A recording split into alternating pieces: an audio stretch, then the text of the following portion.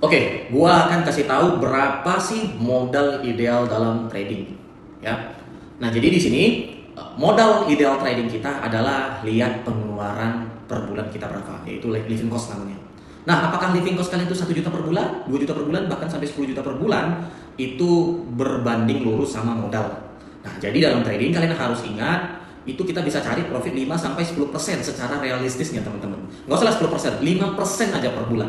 Maka kalau misalnya pengeluaran kita itu sekitar 3 jutaan, berarti modal ideal kita sekitar 50 juta. Kenapa? 50 juta dari 5%, sekitar 2 juta setengah, bahkan lebih lah. Ya, itu cukup membantu ya dari recovery pengeluaran kalian terhadap trading, ya. Kenapa? Kebanyakan salah kaprah ini, teman-teman, ya. Karena kalian mau cari 2 juta setengah, kalian mau cari 3 juta dari trading, tapi modal kalian 100 ribu, tapi modal kalian itu sejuta. Berapa kalian cari? Kalau misalnya modal kalian sejuta, mau cari 3 juta per bulan, apakah bisa? Tentu tidak, teman-teman, ya. Nah, jadi modal yang realistis itu bukan modal kecil jadi besar, no.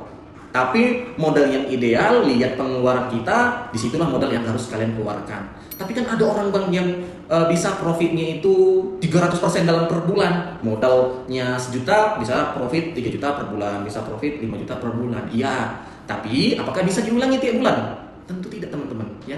Mungkin kalian lihatnya seperti itu, hanya instan yang kalian bisa lihat. Ya, jadi kita harus cara realistis untuk menghitung, ya. Kenapa? Ya, karena banyak teman-teman yang modalnya itu berharapnya jadi besar, ya. Mereka tujuannya baik, niatnya baik, ya, tapi salah, ya. Karena modal itu adalah jembatan kalian, modal itu adalah bensin kalian untuk menuju ke tempat tujuan kalian. Kalau modalnya kecil, kalau bensinnya pas-pasan, gimana kita mau untuk mencapai tujuan kalian? Jadi menurut saya modal ideal itu adalah modal 50 juta, bahkan 100 juta kalau bisa. Karena kita trading untuk jangka panjang, teman-teman. Untuk investasi kita, untuk pemasukan kita. Misalnya, kalau kalian mau buka suatu toko atau mau buka suatu usaha, pasti modal 100 juta juga gak bakalan cukup, teman-teman. Ya, pasti kalian bakal mengeluarkan modal bisa miliaran, ya. Ruko aja berapa? Ruko aja mungkin ada yang 1 M.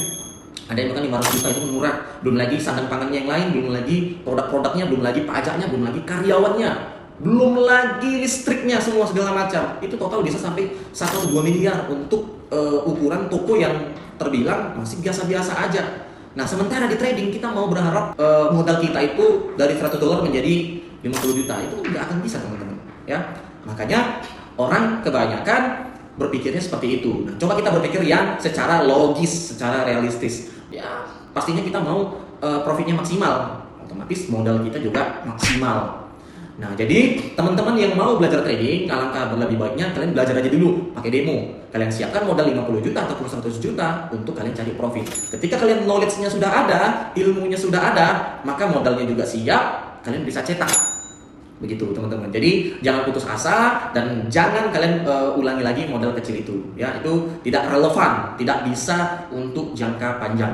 Lebih bagus modal 200 atau 500 dolarnya kalian investasikan leher ke atas, teman-teman. Itu jauh lebih realistis, ya. Jadi buat teman-teman, setuju nggak dengan statement ini? Silakan komentar.